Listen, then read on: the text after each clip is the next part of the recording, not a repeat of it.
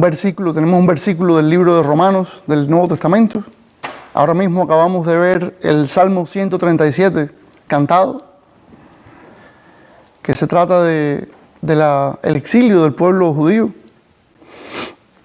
Y bueno, y hoy vamos a ver al profeta Isaías, es lo que vamos a ver hoy. El título de este mensaje es El mensaje de Isaías. Y ahora, ¿cómo tiene que ver, de qué forma está relacionado todas estas cosas? Porque les prometo que no es mi intención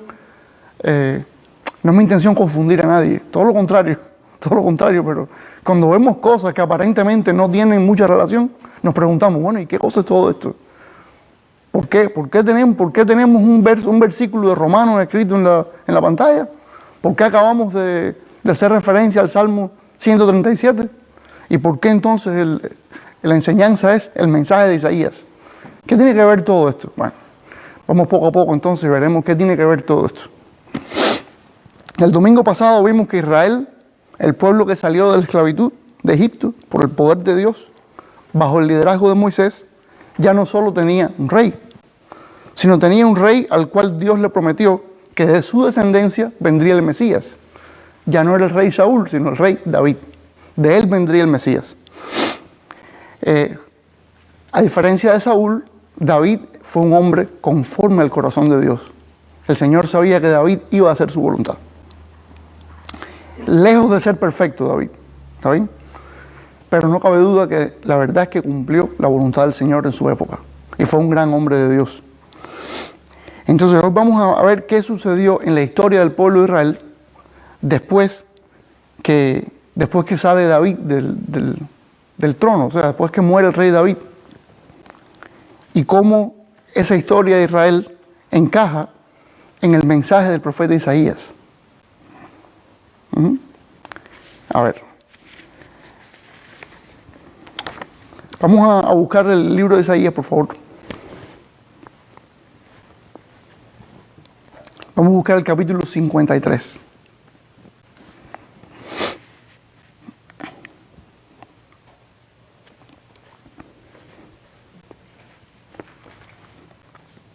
Este quizás sea uno de los capítulos sobre todo del libro de Isaías más conocido.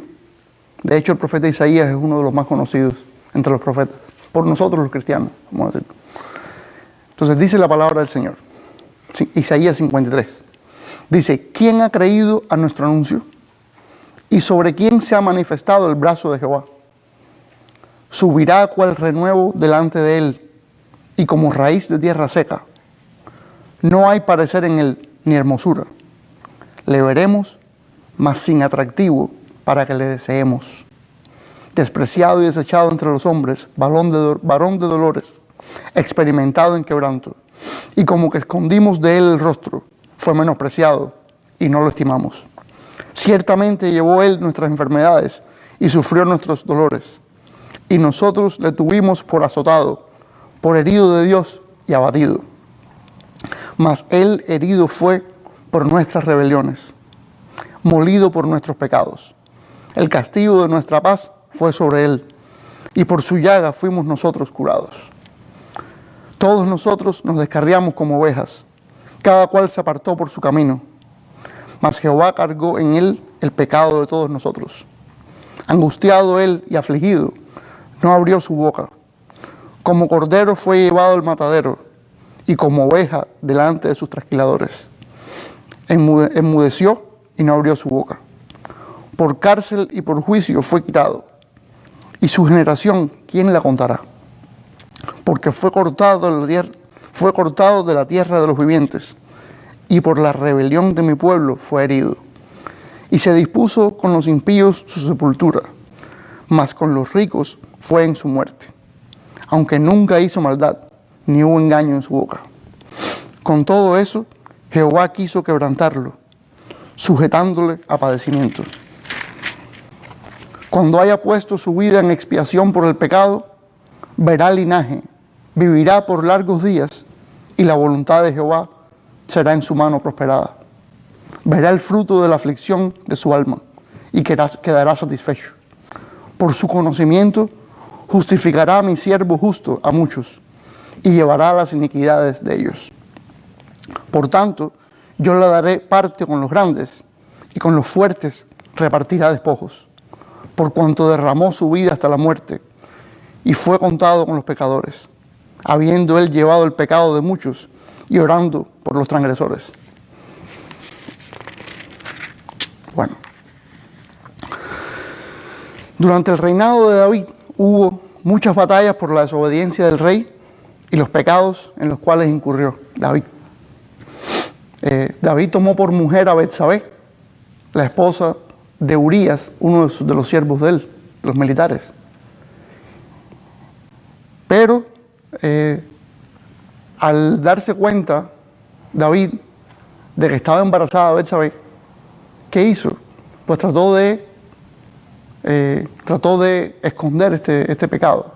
Y así fue como planificó la muerte de Urías. Entonces incurrió David en adulterio y incurrió en asesinato. Entonces David, por eso el reino de David fue caracterizado por la espada, o sea, por la violencia. Hubo mucha sangre en el reinado de David. Entonces David quiso construirle al Señor un templo, porque David, a pesar de todo su pecado, sabemos que se arrepintió y sufrió y lloró grandemente porque en realidad se arrepintió delante del Señor. Ahora, David, como adorador que era, esto es una de las características principales del rey David, era un adorador por excelencia del Señor. Él vio que el Señor no tenía un palacio como el de él, porque recordemos que la presencia del Señor habitaba en un lugar que se llamaba tabernáculo, que era como una tienda de campaña.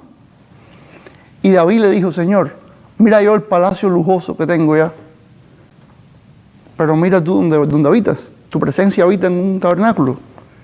Y el Señor le dijo: no, David, tú no me vas a hacer una casa a mí, porque él quería hacerle algo más lujoso al Señor.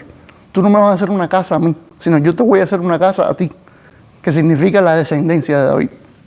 O sea, él le iba a dar a David una descendencia, que de esa descendencia vendría el Mesías.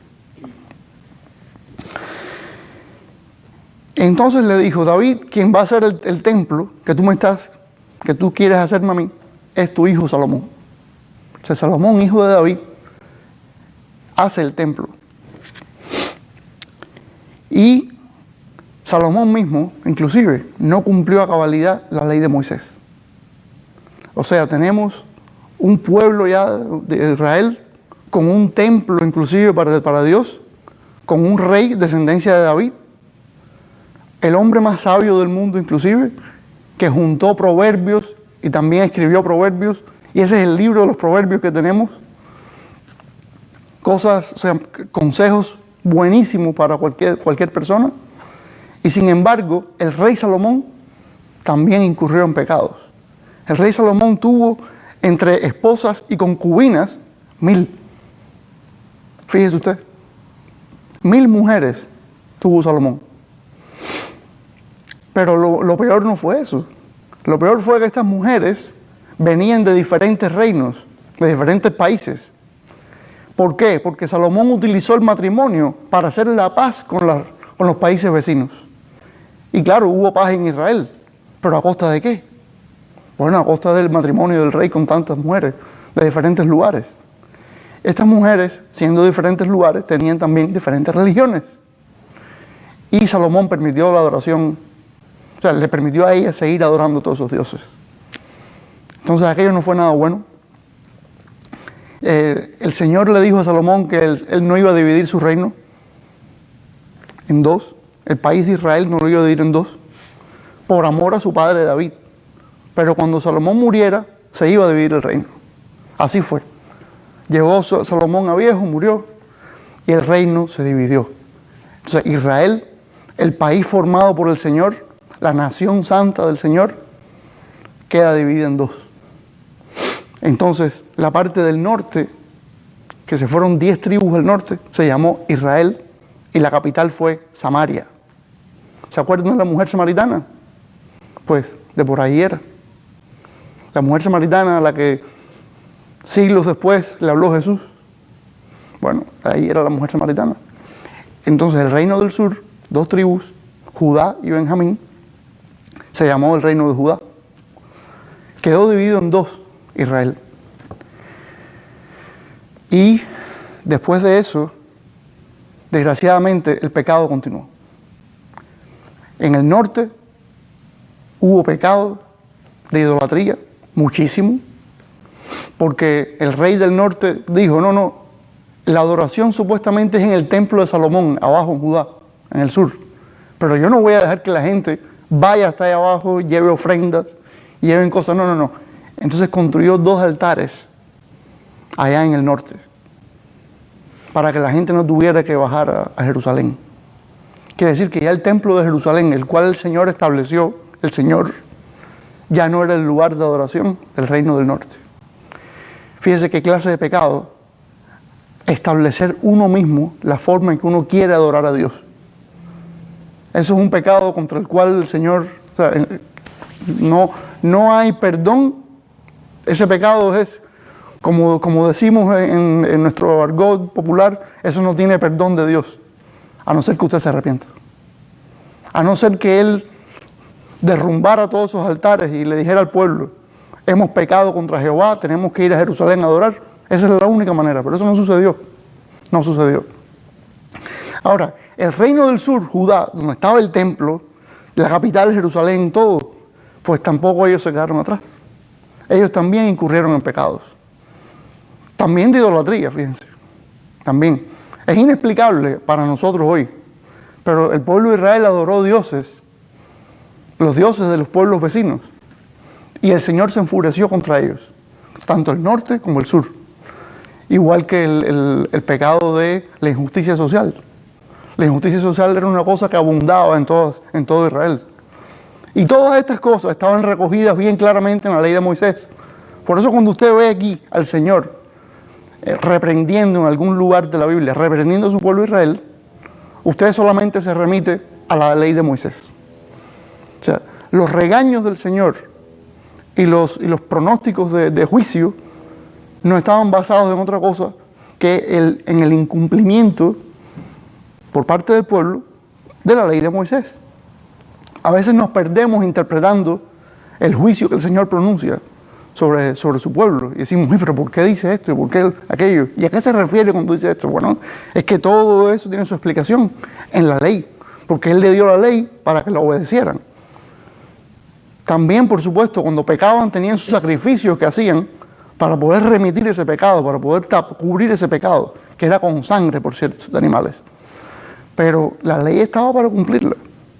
Y cuando Él reprendía al pueblo era por no cumplir esa ley. De ahí vienen entonces los profetas.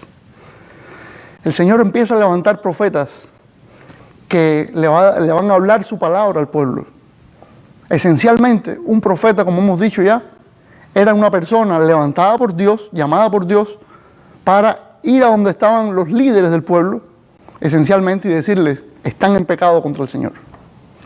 Ustedes están desobedeciendo la ley de Moisés, y si no cumplen, si no se arrepienten, viene juicio sobre ustedes. Esa es la función del profeta. A veces pensamos que el profeta es una persona, un hombre que adivinaba cosas, un adivino simplemente. Y desgraciadamente por esto han surgido doctrinas que no están bien. No están bien. Cuando usted ve a una persona decirle, así te dice el Señor, y toda una serie de locuras, usted le puede decir, bueno, primero que todo vamos a ver si se cumple eso. Porque si eso es lo que dice el Señor, yo espero que se cumpla. Y si no se cumple, usted no tiene más nada que hablar. Yo lo lamento mucho, pero una persona que dice, así dice el Señor, y después no se cumple, ¿acaso fue el Señor el que lo dijo? Y entonces, en aquel momento inclusive sucedía eso. Y ese fue uno de los regaños del Señor, de las reprensiones del Señor. Están diciendo por ahí que Jehová dijo, cuando Jehová no dijo. Bueno, es una larga historia de los profetas, y fueron varios.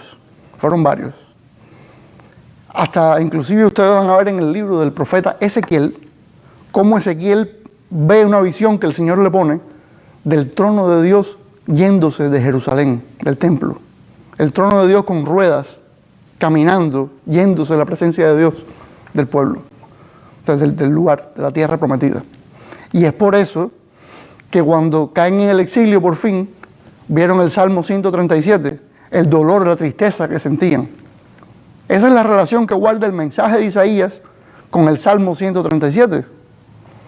Isaías fue precisamente uno de los profetas a quien el Señor levantó en el sur, en Judá, para reprender al pueblo y decirle, fíjense, están en pecado y esto es lo que va a suceder. Yo voy a derramar mi ira sobre ustedes porque esto no se puede quedar así. Entonces, ni Judá ni Israel se quieren arrepentir y el pueblo va al exilio. El pueblo va al exilio. Entonces, ese es el mensaje del profeta Isaías. Ahora, claro, como todos los demás profetas, ¿verdad? Un mensaje de una reprensión al pueblo, un regaño bien fuerte, llamado arrepentimiento. Si no te arrepientes, esta va a ser el castigo. Si te arrepientes, vas a tener las bendiciones que dice en la ley. Tu tierra, te voy a cuidar en tu tierra, te voy a proveer todo, vas a tener descendencia, todo. Pero si no, te voy a quitar la tierra, te vas a ir al exilio, te va a faltar inclusive lo necesario para vivir. Esa es la ley de Moisés. Ahora, Isaías tiene algo muy peculiar, que Isaías es el profeta más citado en el Nuevo Testamento. Cuando usted lee en el Nuevo Testamento, como está escrito, que los escritores del Nuevo Testamento dicen esa frase una y otra vez, para que se cumpliera lo que está escrito, para como está escrito, y ahí citan el Antiguo Testamento. Pues ese tipo de citas, usted va a ver mucho ahí al profeta Isaías. De hecho, muchas veces lo dicen. Y como dice el profeta Isaías, ¡bum!, ahí ponen la cita. Y muchas de estas citas tienen que ver precisamente con la persona de Jesucristo. Ahora, ¿qué sucede? ¿En qué parte del mensaje del profeta venía este tipo de profecía? Bueno, después del profeta profetizar el juicio sobre la nación de Israel, también al final algunos de ellos tenían una parte que era una promesa de restauración. O sea, les van a pasar cosas malas porque va a ser juicio mío sobre ustedes por los pecados, pero hay un futuro todavía para ustedes de restauración. Dios no se olvida de su pueblo. El pecado es castigado, pero Dios no se olvida de Israel. Y precisamente este capítulo 53 de Isaías cae dentro de esa parte del mensaje de Isaías. Después que ya ha proclamado juicio sobre el pueblo, este es uno de los lugares donde él proclama esa restauración que viene un día, en el futuro. O sea, la profecía en la Biblia es muy complicada porque como es el futuro, uno piensa que todo está junto. Usted lee y es confuso porque se ve todo junto, como amontonado así. Usted no puede separar un mensaje del otro porque todo se ve junto. Y claro, cuando yo estaba en el seminario me lo compararon con una montaña que usted ve a lo lejos. O sea, usted la ve a lo lejos allá y piensa que es una montaña. Pero cuando usted agarra un carro y maneja y va hasta allá, se da cuenta que no es una montaña, son varias. Pero para eso tiene que llegar ahí. Mientras la ve de lejos, es una sola. Pero en realidad son varias. Y es lo que le pasa a la profecía de la Biblia. Son muchas cosas mezcladas que van a suceder en tiempos distintos, pero como todos esos tiempos son en el futuro, tal parece que es un solo mensaje. Pero bueno, la restauración aquí tiene que ver precisamente con el Mesías. El Mesías, como dijo la mujer samaritana, le dijo a Jesús, sabemos que cuando venga el Mesías, Él va a arreglar todo. Bueno, es que precisamente ese era el mensaje. El Mesías se iba a encargar de los enemigos de Dios, el Mesías iba a restaurar todo, pero lo que no sabían los especialistas en la Biblia del pueblo judío era que el Mesías tenía que sufrir y morir en una cruz. Ellos en su estudio de la Biblia no contemplaban esa parte. Por eso usted le habla ahora a muchos judíos, étnicos judíos, y ellos le van a decir, no, el Mesías no podía sufrir, porque el Mesías es precisamente el que iba a restaurar la paz en Israel, el que iba a acabar con los enemigos, el que iba a todo. ¿Cómo usted me va a decir que el Mesías va a morir en una cruz? No, eso no tiene sentido. Es por eso. Pero usted ve a Pablo predicando en el libro de Hechos, en los diferentes pueblos donde él predicó, y usted ve que Pablo se empeñaba en explicarle una y otra vez a la gente que según las Escrituras, el Mesías sí debía morir, sí debía sufrir. Y claro, hombre, eso fue lo que predicó Jesús. Eso fue lo que Jesús le predicó a sus discípulos. Le decía, miren cómo está escrito. Y precisamente este capítulo 53 de Isaías describe, yo diría que es el que más claramente describe al Mesías, a Jesús de Nazaret. Fíjese. Bueno, ya leímos el capítulo entero, pero ahora yo quisiera ver 3 características del sacrificio de Jesús por su pueblo. Porque aquí describe al Mesías, a Jesús, y describe el sacrificio. Ahora, 3 características del sacrificio de Jesús por su pueblo. Lo primero es que Jesús sería rechazado al venir a su pueblo. El Mesías iba a venir a su pueblo, como dice Juan, a lo suyo vino, pero los suyos no lo recibieron. No todos, muchos israelitas recibieron al Señor, muchos, inclusive de los líderes religiosos. El mismo Nicodemo, en el libro de Juan, vemos que fue y le preguntó, le dijo, maestro, sabemos que tú vienes de Dios.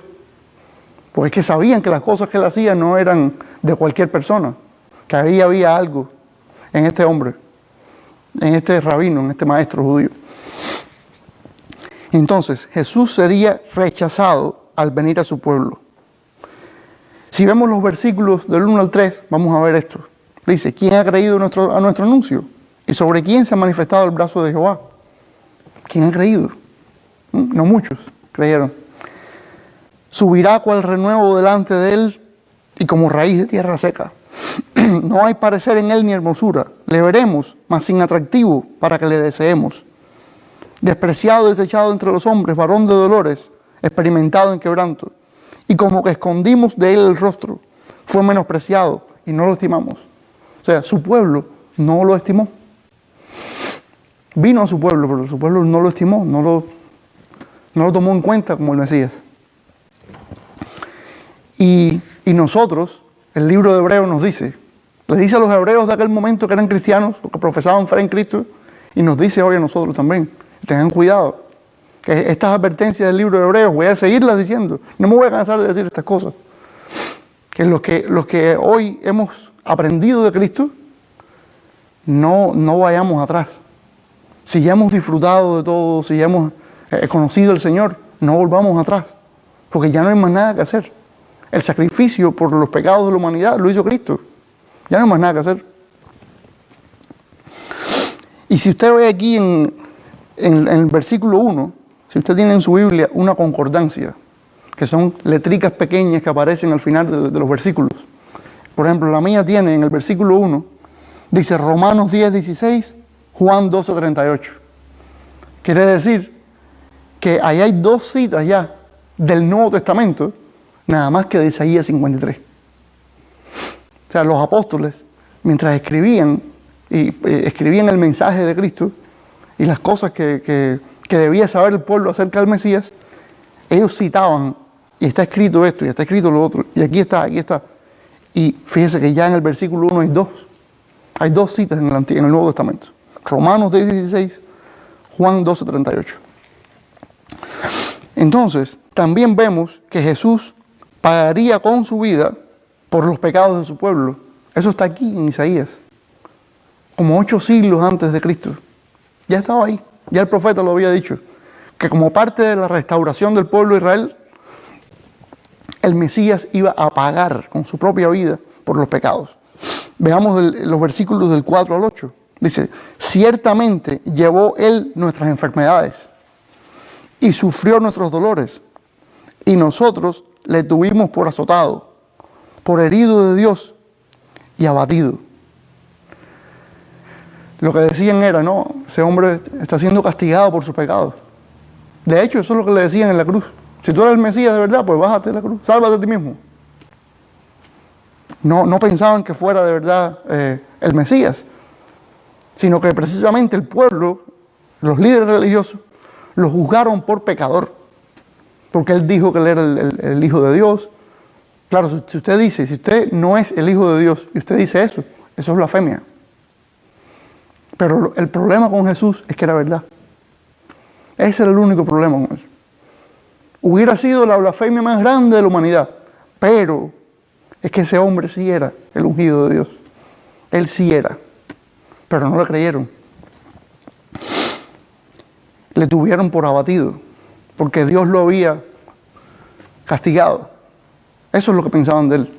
Dios lo castigó por pecador. Mas él herido fue por nuestras rebeliones, molido por nuestros pecados. El castigo de nuestra paz fue sobre él, y por su llaga fuimos nosotros curados.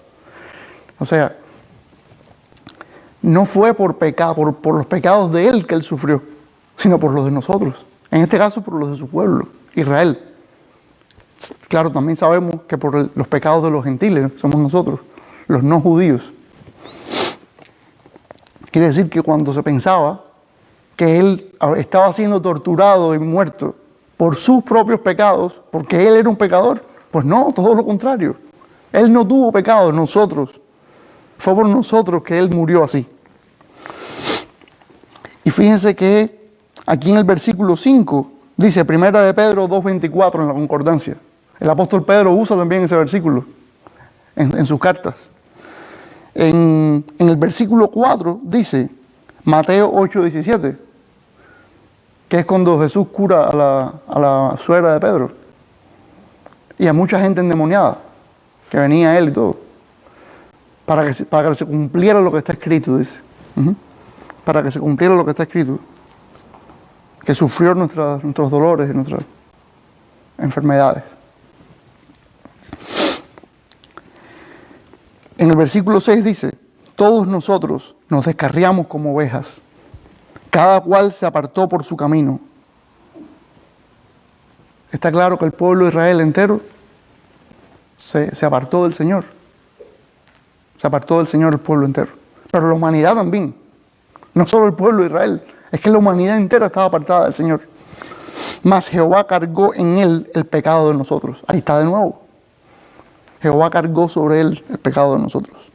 Y dice, 1 de Pedro 2:25, en la concordancia, en las letricas pequeñas. Dice el 7, angustiado él y afligido, no abrió su boca. Como cordero fue llevado al matadero, y como oveja delante de sus trasquiladores, enmudeció y no abrió su boca. Así fue como murió el Señor. El Señor apenas se defendió en sus juicios. Solamente le preguntaba a los que lo estaban torturando y todo, y de qué se le acusaba. Inclusive antes, cuando planificaban matarlo, él preguntaba, ¿y por cuál de los milagros que yo hago ustedes me quieren matar? Y no, es que tú te haces igual a Dios. No es por ninguno de los milagros que te queremos matar, es porque tú, siendo un hombre, te haces igual a Dios. Y por eso estamos seguros de que Jesús sí es divino, sí es Dios. Es que Él lo dijo. Y lo dijo tan claramente que los mismos estudiosos de la palabra entendieron perfectamente lo que Él estaba diciendo. Como le dijo a Felipe. Felipe le dijo, Señor, muéstranos al Padre. Felipe, tanto tiempo llevas conmigo, andando conmigo, y no me conoces. Entonces, por ese tipo de pecados querían matarlo. Y Él no abrió su boca. Escasamente dijo 2 o 3 cosas cuando le preguntaban, pero se dejó matar prácticamente, el Señor. Se dejó matar. Fíjese que ante Pilato, como dije la otra vez, ¿qué pasó ante Pilato? Simplemente Pilato dijo, no veo ningún tipo de nada malo en este hombre. No ha hecho nada malo. En otras palabras, él no es una amenaza contra el gobierno de Roma. Pero cuando le dijo, dime, tú eres rey, tú lo has dicho.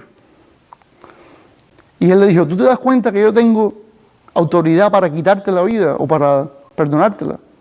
¿Y qué le dice Jesús? ¿Qué le dice Jesús? No, perdóname la vida. Yo soy inocente, tú lo sabes. No dijo eso. No dijo eso. Le dijo, tú no tienes más autoridad que la que te ha sido dada. Punto. Ahora, esa voz pasiva, que la que te ha sido dada, que no dice quién es el que se la da. Cada vez que en la Biblia, en ese tipo de contextos, se dice eso, es que es Dios el que da las cosas. Dice, que la que te ha sido dada por Dios, es lo que quiere decir. Ahora, No abrió su boca. Dice el 8, por cárcel y por juicio fue quitado, y su generación, ¿quién la contará? Porque fue cortado de la tierra de los vivientes, y por la rebelión de mi pueblo fue herido. De nuevo saca el tema de que fue por la rebelión de su pueblo. O sea, una y otra vez, entre todas las cosas que va contando, sigue haciendo énfasis el profeta Isaías en que ese Mesías iba a sufrir el castigo del pueblo. Del 9 al 12 podemos ver que Jesús quedaría satisfecho. Yo creo que esto es muy importante. Que Jesús quedaría satisfecho al sacrificarse por su pueblo. Esto es una cosa en la que quizás no meditamos mucho. Yo mismo, cuando vine al Señor, empecé a conocer al Señor y estudiar la palabra, a mí me ha causado mucha tristeza este capítulo. A veces no podía evitar inclusive llorar cuando leí este capítulo. Porque yo decía, ¿cómo mi Señor, el que me salvó, murió de esta manera? Cuando era yo quien merecía esto. Yo merecía este tipo de castigo. Y Él lo tomó por mí. Y yo, es que no es justo, no puede ser. ¿Cómo Él va a hacer eso? ¿Por qué? Si yo no merezco eso. Y quizás yo, empezaba a estudiar yo la palabra. Yo me olvidaba de este pequeño detalle. Y cuando comprendí esto, ya la tristeza cambió un poco. Sigue siendo triste que el Señor haya muerto de esa manera. Pero cuando usted ve que Él queda satisfecho, ya las cosas cambian. Usted empieza a decir, es que no, en realidad el sufrimiento tuvo sentido, no para nosotros, sino para Él también, para los dos, para nosotros y para Él. Nosotros fuimos perdonados y Él también dice la Escritura que le fue dada toda autoridad. El Padre lo restauró a su posición a la derecha de Él. Dice los versículos del 9 al 12, y se dispuso con los impíos su sepultura, mas con los ricos fue en su muerte, aunque nunca hizo maldad, ni hubo engaño en su boca. Aquí nos está diciendo definitivamente que Él no pecó. Él cumplió la ley a cabalidad, la única persona entre comillas, ¿verdad?, que ha cumplido la ley de Moisés a cabalidad. Con todo eso, dice el versículo 10, Jehová quiso quebrantarlo, sujetándole a padecimiento. Mire esto. Esto lo que está diciendo claramente es que fue la voluntad de Dios que Jesús pasara todo esto. Esto humanamente no tiene sentido. ¿Cómo que el único? Me está diciendo aquí arriba que fue el único que no hizo, no que fue el único, eso lo digo yo porque lo dice en otros lugares de la Biblia, pero que nunca hizo maldad, dice, ni hubo engaño en su boca. Y seguidamente dice que así todo, con todo y eso, Jehová quiso quebrantarlo, sujetándolo a padecimiento. Quiere decir que el justo fue molido por los pecados de nosotros. Y fue por voluntad del Señor, de Dios. Cuando haya puesto su vida en expiación por el pecado, o sea, expiación quiere decir por el perdón de los pecados, verá linaje. Esto está muy raro, porque no tiene nada que ver que usted muera con que usted deje un linaje después, que deje descendencia. Esto humanamente no tiene explicación. El que muere, ya ahí quedó. Humanamente ahí quedó. No puede decir que usted dejó un linaje si usted ni siquiera se casó, porque sabemos que el Señor no se casó, que no vino a eso. Ahora, dice, verá linaje, vivirá por largos días, pero si lo mataron, ¿cómo vivirá por largos días? Y la voluntad de Jehová será en su mano prosperada. Esto no tiene mucho sentido, pero ¿cómo se explica? Bueno, mírenos a nosotros. Mírese usted, míreme a mí. Simplemente mírese usted, míreme a mí. Dice que verá linaje. Digo, claro, es que cuando el Señor ascendió, el Espíritu vino y ahí fue entonces que en Pentecostés surgió la iglesia. Ahí surgió la iglesia. Y esa es la descendencia de Jesús espiritualmente. Nosotros somos precisamente el producto de ese sacrificio. Así se explica eso. Somos nosotros el producto de ese sacrificio. Y vivirá por largos días. Claro, si está sentado a la derecha del Padre, está vivo Jesús. Jesús está vivo. Si usted le dicen que Jesús, que esto es una cosa, una ilustración, no, esto no es una ilustración. Es que Jesús vive. Él está vivo. Dice el versículo 11, verá el fruto de la aflicción de su alma y quedará satisfecho. Ahí está. Quedará satisfecho.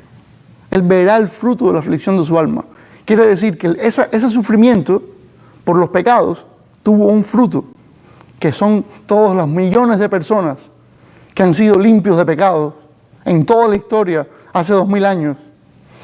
Todas las personas que hemos sido limpias de pecados y que ya algunos están en la presencia del Señor, otros estamos todavía en el camino allá.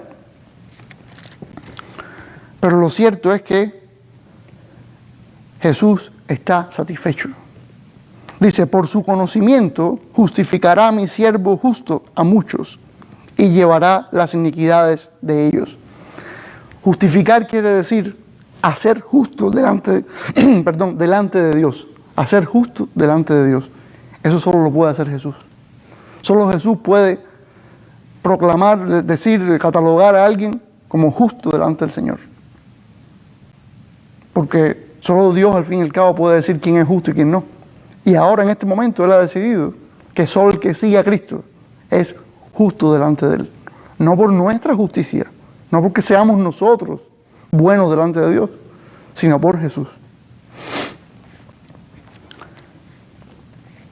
Dice el 11, verá el fruto de la aflicción de su alma y quedará satisfecho. Por su conocimiento, o sea, esa justificación es por su conocimiento. ¿Recuerdan la primera prédica que decíamos que el conocimiento del Señor es una relación con Él, es conocerlo, es una relación íntima con Él? Pues a esto se refiere. Por su conocimiento justificará a mi siervo justo a muchos y llevará las iniquidades de ellos. Por tanto, dice el 12, yo le daré parte con los grandes. Ya está hablando aquí de la exaltación del Señor. Esta es parte, precisamente, de la satisfacción de Jesucristo. Esto es parte de su satisfacción. Por tanto, yo le daré parte con los grandes. Esto es Dios hablando a través de Isaías. Yo le daré parte con los grandes.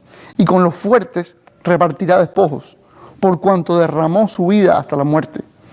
Y fue contado con los pecadores, habiendo él llevado el pecado de muchos y orado por los transgresores.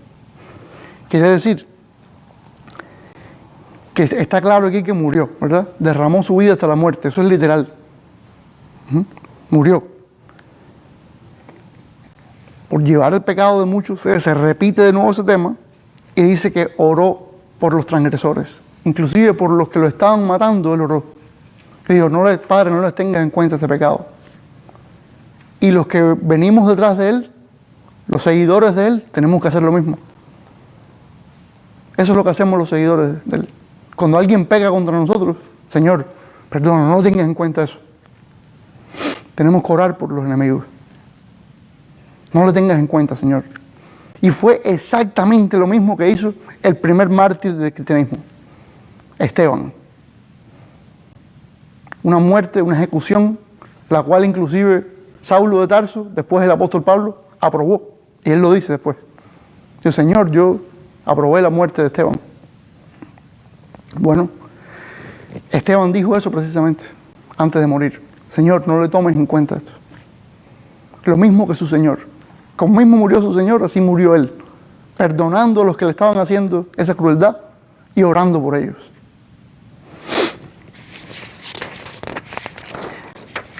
Entonces, este es en resumen el capítulo 53 del libro de Isaías. Claro que no hemos explicado tampoco todos los detalles o todas las referencias bíblicas, porque aquí siguen las referencias bíblicas al Nuevo Testamento. Usted sigue leyendo al lado de los versículos. En el último versículo dice Mateo 15, 28, Lucas 22, 37. O sea, sigue habiendo referencias. En el versículo 9 dice, abajo, 1 de Pedro 2:22, o sea, siguen los apóstoles haciendo referencia al capítulo 53 nada más, fíjense, nada más que el 53 de Isaías. Esto es solo un resumen del capítulo 53, y bueno, gracias a Dios hemos podido ver en contexto de dónde sale el mensaje de Isaías. Hemos visto que es parte de la reprensión de Dios hacia el pueblo de Israel en aquel momento, porque estaban en pecado. El Señor les dice, si no se arrepienten, se van al exilio. Los enemigos se van a apoderar de ustedes y les voy a quitar su tierra. La que yo les di, se las voy a quitar, porque no cumplen mi ley. Pero siempre los profetas, no siempre, algunos, tenían una parte de su mensaje al final, que eran las promesas de restauración. Y aquí es donde entra, como decía al principio, este mensaje, que es la restauración de Israel por medio del Mesías. Siempre recuerde que no se entiende así por parte de los judíos muchas veces. No se analiza este capítulo así. De hecho, muchos no lo analizan. Porque ¿cómo van a analizar eso? Me contaba un profesor que él enseñó en un seminario de judíos y le tocó a él analizar este versículo, porque él estudiaba hebreo, el idioma original de la Biblia. Y le dijeron, te toca a ti analizar el capítulo 53, gramaticalmente, la gramática del capítulo, en el idioma hebreo. Y él oró al Señor, le dijo, Señor, ¿por qué a mí que soy cristiano? ¿Por qué tú me pones a mí que soy cristiano a analizar esto? Y ahí entonces empezó a explicar él muy profesionalmente la gramática, mire, esto se usa así, esto acá, lingüísticamente. Y cuando iba desmenuzando gramaticalmente el pasaje, hubo uno de los judíos que dijo, ¿y ese quién es? ¿Quién es ese hombre del que se habla ahí?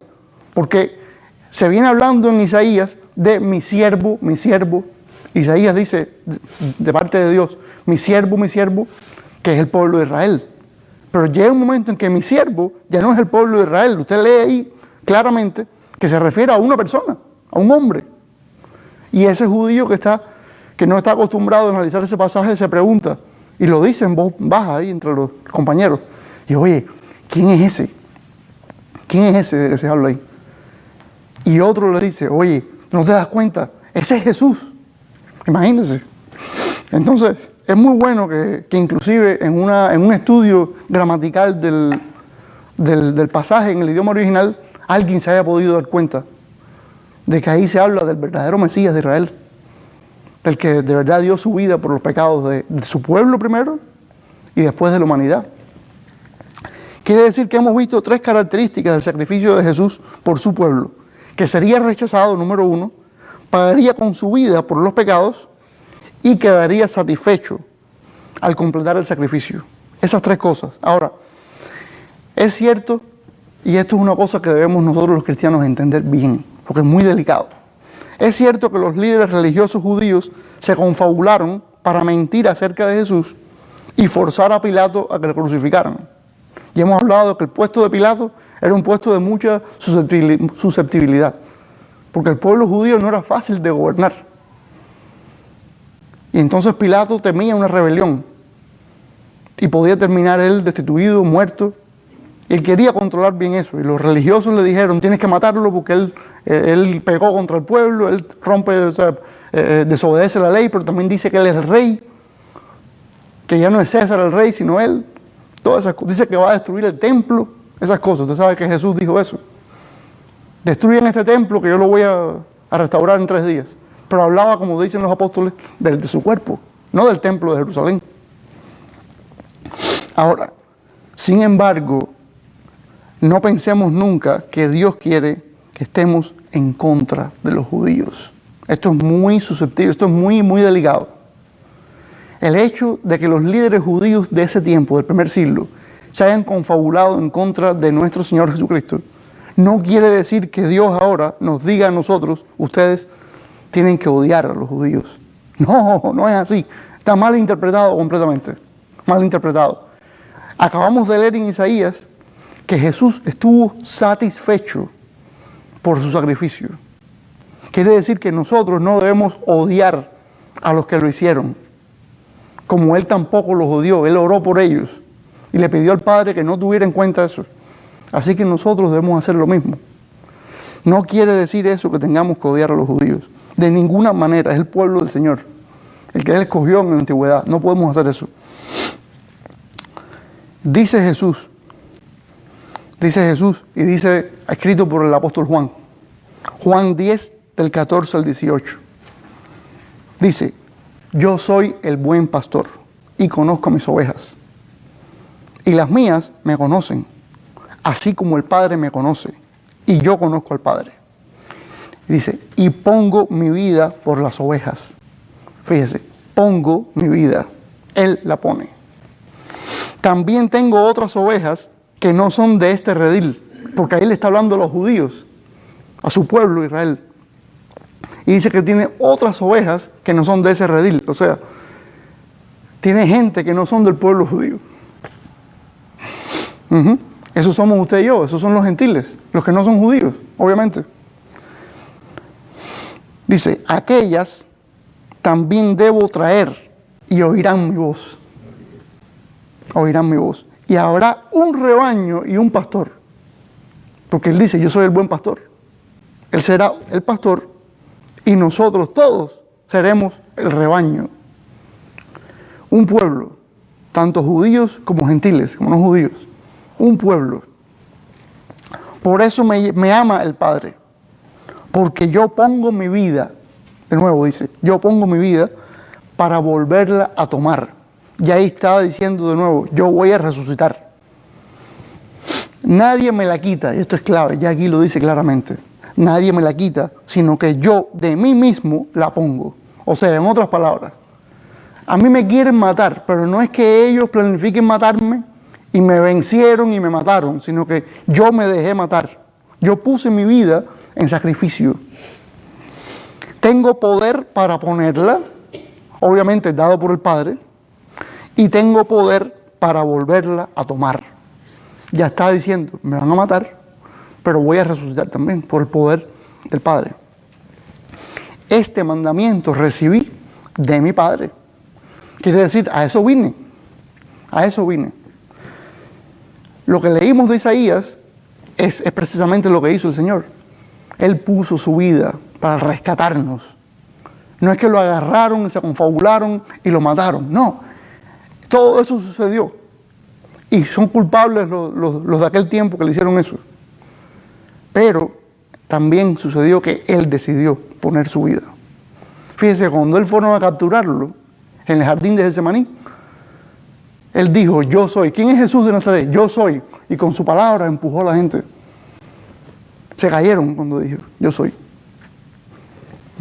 Quiere decir que él tenía autoridad, como le decía a la gente, bájate de la cruz si de verdad eres. Él podía hacerlo. Pero él decidió no hacerlo. Porque ese era el plan del Padre. Fíjese que dice aquí, este mandamiento recibí de mi Padre. ¿Usted cree que el Hijo no debe hacerlo, dice el Padre? La Trinidad es perfecta. Aunque no dice la palabra Trinidad en la Biblia. Pero Dios es perfecto, Padre, Hijo y Espíritu. Ahora, aquí viene el versículo que tienen en la pantalla, Romanos 3:29. ¿Es Dios solamente Dios de los judíos? ¿No es también Dios de los gentiles? Ciertamente, también de los gentiles. Dice Pablo en su carta a los Romanos, una carta con un contenido teológico muy grande, una explicación del Evangelio súper profunda. Pablo está explicando que Dios no solamente es Dios de los judíos, sino de los gentiles también. Quiere decir que, como dijo Jesús, quedó registrado por Juan, son un solo pueblo, somos un solo pueblo. Los que han creído, hemos creído en el sacrificio de Cristo para salvación, para perdón de pecados, para vida eterna, somos un pueblo. No es judíos por acá y gentiles por acá, sino que todo el que ha confiado en Cristo para salvación es parte de ese único redil que tiene Jesucristo. Ese grupo de personas grandísimo. Que somos todas las ovejas de un solo pastor. Ese es el pueblo de Jesús, tanto judíos como gentiles. La gente que ha sido rescatada por su sangre, que ha sido hecho justa delante del Padre por la sangre de Jesucristo y en quienes habita el Espíritu Santo. Eso somos nosotros. Dice, tomé aquí una nota, dice, esto quiere decir que los judíos y no judíos que hemos creído en el sacrificio de Jesús, como lo profetizó Isaías, somos un pueblo espiritualmente. Tenemos el mismo Dios y el mismo Señor, Jesús. Y su Espíritu vive en todos de igual manera. Así lo resumí yo. Entonces, proclamemos todos las verdades del Evangelio. Es lo que tenemos que hacer. Es proclamar estas verdades, que es poder de Dios para salvación, dice Pablo. Entendiendo que la profecía acerca de la muerte del Mesías tenía que cumplirse y que el mismo Jesús estuvo totalmente de acuerdo con que así fuera. Eso tenía que cumplirse. Esa era la profecía acerca de la muerte y la resurrección del Mesías. Tenía que cumplirse. Quiere decir entonces que nosotros debemos entregar nuestras vidas a Jesús. Si lo hizo, usted lo hizo, pues siga, continúe siguiéndolo. Y si no lo ha hecho, este es el momento de hoy. Así que sigamos a Jesús y entendamos entonces el mensaje de Isaías. Señor, gracias por tu palabra. Gracias porque tú dices que las cosas espirituales se deben entender espiritualmente.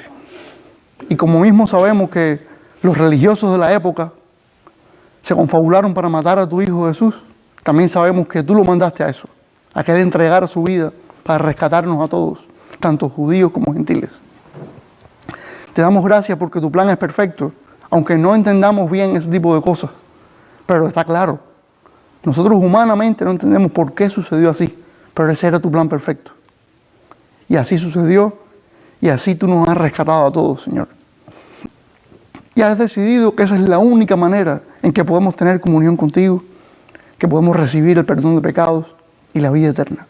Te ruego, Señor, que si hay alguien escuchando esto, que no tenga todavía esa vida eterna, que te entregue a ti su vida, Señor. Que entienda que este es el momento, que no hay muchos momentos en la vida para hacer esto, que la vida es incierta. Ayuda, Señor, a la gente a venir a ti. Te seguimos pidiendo por este pueblo en el que estamos, que tú hablando de los corazones de las personas, que las personas quieran aprender de ti, que quieran crecer en ti y proclamar estas verdades, Señor. Gracias porque tú eres santo y bueno, Señor, y nos has encomendado esta tarea. Gracias por todo. En el nombre de Jesús. Amén.